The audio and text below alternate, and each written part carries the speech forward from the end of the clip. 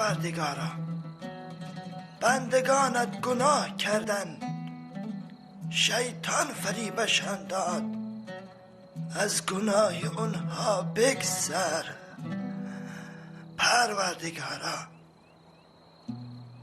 تمامی غریبایی که دور از وطن زندگانی میکنن، همه اونها را نگهبان باش، تو پادشاهی همه عالمیانی پروردگارا. تمامی مریضایی که با ذکر استغفار از تو طلبی دعا می کنند، همه اونها را شفا بدی پروردگارا.